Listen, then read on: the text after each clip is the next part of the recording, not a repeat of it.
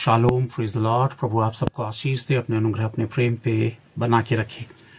दोस्तों, जब हम पुराने समय पे जाते हैं, परमेश्वर जो था वो हमेशा अपने लोगों के लिए बहुत ही सीरियस था, गंभीर था, और वो चाहता था कि वो वाकई मनुष्य के जीवन को इस तरह से खूबसूरत बनाए और आशीषों से भरे। लेकिन परमेश्वर की गंभीरता के साथ मनुष्य ने हमेशा खिलवाड़ किया। परमेश्वर की जो परमेश्वर सीरियस था अपने लोगों के लिए, लोग सीरियस नहीं थे, और यही वजह उनकी जिंदगियों पे गड़बड़ी की रही। और आज के दौर पर हम ये देखते हैं कि आज भी परमेश्वर अपने भविष्यवक्ताओं के द्वारा, अपने प्रॉफिट्स के द्वारा, अपने सेवकों के द्वारा, अपने कलाम के द्वारा, अपने आत्मा के द्वारा वो हमको आखिरी समय के बाहरी संकेत दे रहा है, और बहुत ही विशेष बात है इस दौर पर हमें बता रहा है। और ये दुनिया वाकई उस बुरे दौर से होकर गुजरी है, और अभी भी बुरा दौर खत्म नहीं हुआ। लेकिन जब परमेश्वर अपने लोगों के लिए गंभीर हुआ, तभी परमेश्वर के लोगों ने परमेश्वर की अनदेखी की। क्योंकि हो सकता है, क्योंकि हम अगर सारी बातें शैतान के ऊपर डाल दें तो इंसान बड़ा इनोसेंट बनकर साइड में अपना बचाव करता है। लेकिन ये भी है कि हाँ, शैतान का भी काम है और मनुष्य का भी। परमेश्वर इस वक्त हमारे लिए उसी तरह से सीरियस है जैसे यहूदियों के लिए सीरियस था, पर यहूदियों ने परमेश्वर की अनदेखी की और यहूदी लोग मुसीबत, संकट और बुरे से बुरे गुनाह में पड़े। लेकिन अभी हम क्या देखते हैं कि वास्तव में परमेश्वर इस घड़ी भी सबसे ज्यादा सीरियस अपनी आत्मा के द्वारा हमें अपनी गंभीर बातों को दर्शा रहा है, बता रहा है। लेकिन मनुष्य जाति का जो चरित्र है, वो चरित्र ये है कि वो शरीर की दुनिया में जीता है, और शारीरिक दुनिया में वो इस तरह से इन्वॉल्व है बाहरी दुनिया के साथ कि उसे परमेश्वर की जो बात है वो एक बहुत दूर की कहानी या फिर एक झूठ या फिर एक बनावटी बात जान पड़ती है, और वो इस बात को एक्सेप्ट नहीं कर पाता है। वास्तविक तौर पर वो रियलिटी में उसे रिसीव नहीं कर पाता, स्वीकारता नहीं है। और ये इतिहास गवाह है कि ऐसा करते हुए मनुष्य जाति हमेशा संकट में पड़ी है और उसने हानि उठाई है। बाइबल इस बात की गवाह है। दोस्तों, मैं कुछ गंभीर बातें आप लोगों के सामने रख रहा हूं जो वास्तव में परमेश्वर ने मेरे सामने रखी हैं, और मैं उन बातों को, कुछ बातें हैं जिन्हें मैं पढ़ूं। लेकिन पढ़ने से पहले मैं ये बताना चाहता हूं कि दुनिया के किसी भी हिस्से में अभी तक वो घटना घटी ही नहीं है।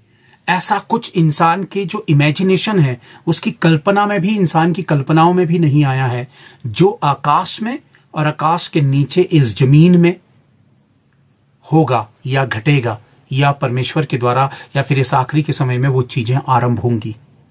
वो एक ऐसा भयानक दौर है दोस्तों, मैं बता नहीं सकता हूं। सच्चाई में आपको बताना चाहता हूं कि कई ऐसे शहर जो वाकई उनका जो एक वर्ल्ड मैप है, उस मैप से ही उनका नामो निशान मिट जाएगा। मैंने खुद अपने उस विजन में ऐसा भयानक मंजर देखा कि मैं कभी नहीं चाहूंगा, मुझे उस शहर का नाम तक मुझे प्रभु ने बताया, लेकिन मैं किसी भी शहर का नाम इस तरह से नहीं बताऊंगा, और ना ही मैं किसी को डराने के लिए बात कर रहा हूं। मैं तो जो मैंने देखा वो मैं आप लोगों के सामने रख रहा हूं। वो इतना भयानक, मतलब जमीन इस तरह से उलट पलट जाएगी जो कभी भी हिस्ट्री में कभी ऐसा नहीं हुआ कि जमीन किस तरह से पलटेगी। मतलब क्या वो अर्थक्वेक इस भयानक तरीके का होगा, वो भूकंप इस भयानक तौर का होगा जो कभी भी इस दुनिया में नहीं आया, और शहरों के नामो निशान ही जो हैं वो पूरी तरह से मिट जाएंगे। इस तरह से जमीन उलट पलट हो जाएगी, और राख के ढेर में ये दुनिया जो है वो बदल जाएगी दोस्तों। और वो भयानक दौर जो है, वो भयानक दौर बिल्कुल हमारे आसपास मंडरा रहा है। लेकिन दुख की बात यह है, मैं ये बात आप लोगों से कहना चाहता हूं कि इंसान मतलब पाप भी करे और दुनिया चलती भी रहे, व्यभिचार भी करे, दुनिया चलती भी रहे, चोरी भी करे, दुनिया चलती भी रहे, फ्रॉड करे, 420 भी करे, दुनिया चलती रहे। वो बिल्कुल लोगों का, गरीबों का, कमजोरों का, जरूरतमंदों का, तकलीफ में पड़े हुए लोगों का नुकसान करे, उनका हनन करे, फिर भी ये दुनिया बेहतर तरीके से चलती रहे। लोग 420 करे और दूसरों का हक मारे, दुनिया बेहतर तरीके से चलती रहे। दुनिया लोग दूसरों का कत्ल करे और एक दूसरे की बर्बादी करे, एक देश दूसरे देश को नाश करे, लोग एक दूसरे का बिल्कुल किसी का हित ना देखने पाए, किसी का भला देखने ना पाए, ये दुनिया चलती रहे। लोभ लालच बढ़ता चला जाए, ये दुनिया खूबसूरत तरीके से चलती रहे। इस दुनिया में बर्बादी जो है वो चरम सीमा पार कर जाए, लेकिन फिर भी दुनिया खूबसूरत तरीके से चलती रहे। इंसान जो है वो रिश्तों का कत्ल कर दे, परिवार तबाह हो जाए, जिंदगियां इंसान ही ना रहे, हैवान बन जाए, लेकिन फिर भी ये दुनिया खूबसूरत तरीके से चलती रहे। ये पॉसिबल नहीं है। परमेश्वर खामोशी के साथ देखता रहे और कहे वाओ, ये इंसान किस तरह से गुनाह कर रहा है। दिल को बड़ा सुकून मिल रहा है कि इंसान ने कितनी उन्नति कर ली है। गुनाह बढ़ता चला जाए, खुदा खामोश रहे, परमेश्वर खामोश रहे, पाप बढ़ जाए, परमेश्वर खामोश रहे। इस तरह की हरकतें जो हैं आज के दौर में चल चुकी हैं, पाप की चरम सीमा। आपको मुझे बोलते हुए शर्म आएगी और मैं बोल भी नहीं सकता हूं, लेकिन दुनिया बेशर्मी की हद पार करके इस नग्नता का जीवन जीने लगी है, इस नग्नता के काम को करने लगी है। इस तरह से इंसान का जो एक मेंटल लेवल है वो इस तरह से गंदगी से, कचरे से भर चुका है। शैतानी गंदगी के दलदल में इंसान जा चुका है। वो हंसी ठट्टा करने वाले जो कहा है परमेश्वर ने आएंगे, वो दौर है जिसमें वे हंसी और ठट्टा करते हुए अश्लीलता और गंदगी की चरम सीमा पार करते चले जा रहे हैं। और उन्हें वो स्पेस दिया जा रहा है, हर जगह वो स्पेस उन्हें दिया जा रहा है, उन्हें फ्रंट में लाया जा रहा है, उन्हें स्पेस दिया जा रहा है। इसका मतलब है कि शैतान पूरी तरह से हावी होकर इस दुनिया में गलत तौर पर काम कर रहा है। छोटे छोटे बच्चे की मानसिक तौर पर मेंटली जो है वो करप्ट होते चले जा रहे हैं दोस्तों। बहुत ही बुरी परिस्थिति इस वक्त है, लेकिन परमेश्वर ये सब कुछ खामोशी से देखे और वो अवॉइड करे और इस दुनिया को इग्नोर करे और कहे कि नहीं होता है, चलता है, चलने दो। क्या ऐसा कभी हो सकता है? परमेश्वर जो है वो न्याय करता है दोस्तों, और वो कभी भी किसी भी गलत बात की, गलत चीज की, गलत इंसान की, गलत काम की अनदेखी नहीं करता। उसकी नजरें इस दुनिया पर है। ये बात और है कि कोई भी ऐसा पनिशमेंट या कोई भी ऐसा न्याय परमेश्वर के द्वारा तुरंत हमें इस दुनिया पे नजर नहीं आ रहा। पर इसका मतलब यह नहीं है कि परमेश्वर का कोई भी न्याय या परमेश्वर का कोई भी ऐसा पनिशमेंट इस पाप से भरी हुई, गंदगी से भरी हुई दुनिया पे नजर नहीं आ रहा है तो परमेश्वर खामोश है या परमेश्वर देख नहीं रहा है। संसारिक आंखें और संसारिक मन ऐसा सोच सकता है, लेकिन आत्मिक लोग जिनके भीतर परमेश्वर का आत्मा है और जो परमेश्वर के पास घुटनों के बल जाते हुए जब आंखें बंद करते हैं, तब वो परमेश्वर की उपस्थिति को देखते हैं, तब वे जान पाते हैं कि ये दुनिया किस मोड़ पर आ खड़ी हुई है दोस्तों। और हमें बिल्कुल भी इस बात के लिए लापरवाह नहीं होना है, बल्कि ये हमारी लाइफ की सबसे ज्यादा गंभीर सिचुएशन है कि हम प्रभु की बातों के लिए गंभीर हो जाएं। कुछ बातें जो परमेश्वर ने मुझे बताई हैं, मैं आप लोगों के सामने पढ़ के सुनाना मांग रहा हूं। आप ध्यान दीजिएगा। मेरा आना अब द्वार पर है और यह सत्य समझकर मेरे लोगों को बता कि वे अपना मन फिराएं। मन फिराना बहुत आवश्यक है। हर एक छोटे से छोटे, बड़े से बड़े गुनाह व अपराध व बुराई से मेरे लोग मन फिराएं। और मन फिराना क्या है? क्योंकि यही मन जो है वो संसार के लोभ में, लालच में, पाप में और गंदगी में, चुपके चुपके उस अश्लीलता में और चुपके चुपके अंधेरे के गुनाह में फंसा हुआ है। कोई ना कोई किसी ना किसी बुराई और गड़बड़ी में फंसा है, क्लीन नहीं है। और प्रभु ये चाहता है कि मेरे लोगों से बोल कि वे अपना मन फिराएं, क्योंकि मन अगर नहीं फिरेगा, संसार से मन नहीं फिरेगा, तो वो परमेश्वर की हर बात से चूक जाएगा। क्योंकि अगर मेरा मन संसार पे है तो मैं संसार को जान रहा हूं, परमेश्वर की ओर को पीठ है। और जैसे ही संसार से मन फिराकर परमेश्वर की ओर को आता हूं तो मैं परमेश्वर की निकटता पर आता हूं, यानी कि मैं परमेश्वर को ग्रहण करता हूं। सुनिएगा, मैं वीडियो को लंबा नहीं करना चाहता हूं।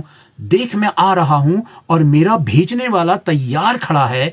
इस धरती पर रहने वालों की अवधि समाप्त हो रही है, यानी कि पाप की चरम सीमा पार हो चुकी है। सदोम और अमोरा की स्थिति ऐसी थी, और जब नूह के समय में जो जल प्रलय था उसकी स्थिति ऐसी थी, और परमेश्वर ने ये पहले भी करके दिखाया है। हम ये नहीं कह सकते हैं कि इतिहास में तो ऐसा कभी हुआ ही नहीं है, परमेश्वर का करैक्टर ऐसा है ही नहीं। बिल्कुल परमेश्वर का करैक्टर ऐसा है, और परमेश्वर ने ऐसा करके दिखाया है, और वो एक शैडो था, और आने वाले समय पे ये चीज आगे पूरी होने जा रही है। मनुष्य जाति की अवधि समाप्त हो चुकी है इस बात की।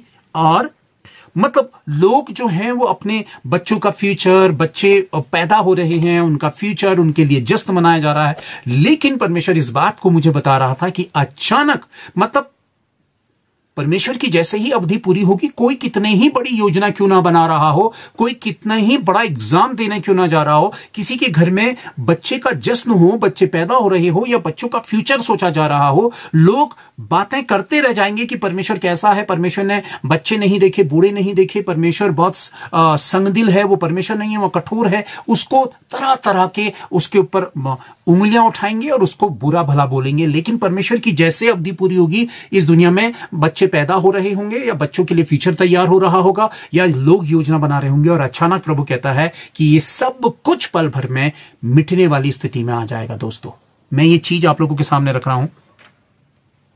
शरीर के भाव से, यानी कि शरीर के भाव से जो अंधकार के गुलाम हैं, जो अंधकार के गुलाम हैं, यानी कि संसारिकता में फंसे हुए हैं, उन्हें परमेश्वर की कोई खबर नहीं। और अगर परमेश्वर की बातों की खबर उनके सामने दी जाए तो उनका शरीर उसको अस्वीकारेगा, वो उसको वैल्यू नहीं देंगे। और वे क्या हैं? वही लोग जो हैं हंसी ठट्टा करने वाले, वो कहेंगे ये लोग पागल हैं, ये मसीह लोग पागल हैं। और ऐसे ठट्टा हंसी करने वाले लोग इर्द गिर्द इकट्ठा होते चले जा रहे हैं। इवन मसीही समाज के बीच में भी ऐसे लोग हैं। और परमेश्वर इस बात को कहता है, अब समय नहीं बचा, मेरा आना द्वार पर है, तू विश्वास रख और उस धुन में रह। परमेश्वर की धुन यानी कि एक एडिक्ट शख्स को, जो नशे का एडिक्ट होता है, मैं इसी बात को कहना चाहता हूं कि ऐसी धुन हो जैसे एक नशा करने वाले को होती है। और मैं अपने आप के लिए यही कहना चाहता हूं कि मैं स्वर्ग का वही आत्मिक नशे में डूबता हूं, मैं नशा करना चाहता हूं, और मैं वो नशा करता हूं। मैं मामूली नशे पर मुझे बेचैनी होती, मैं जी नहीं पाता हूं। मुझे आत्मा का गहरा नशा चाहिए, जहां पे मैं बेसुध होकर इस दुनिया को, शरीर की अवस्था को भूलकर परमेश्वर की इस महिमा में डूब जाऊं। दोस्तों, तो अब कुछ बातें और हैं जो मैं आप लोगों को बताना चाह रहा हूं, जो प्रभु ने मुझे बताया कि जय पाने वाला कौन जय पाएगा, किस चीज पे जय पानी है। जय पाने वाला कौन? जो विश्वास रखेगा। जय पाने वाला कौन? जो धीरज धरेगा। जय पाने वाला कौन? जो पाप से मुंह फेरेगा। जय पाने वाला कौन? जो लोभ और लालच से मुंह फेरेगा। जय पाने वाला कौन? जो विवादों से मुंह फेर लेगा। जय पाने वाला कौन? जो क्षमा करेगा। जय पाने वाला कौन? जो परमेश्वर की भक्ति में, उसके वचनानुसार ओबीडेंट बनेगा, आज्ञाकारी बनेगा। जय पाने वाला वो जो बुरी परिस्थितियों में, बुरे हालातों में, कठिन हालातों पर भी परमेश्वर के साथ अपने संबंध को मजबूत बना के रखेगा, और बुरे हालातों पे वो परमेश्वर को कोसेगा नहीं। उसके साथ कोई नुकसान हो तो वो परमेश्वर पर उंगली नहीं उठाएगा, वो परमेश्वर से पीछे नहीं हटेगा।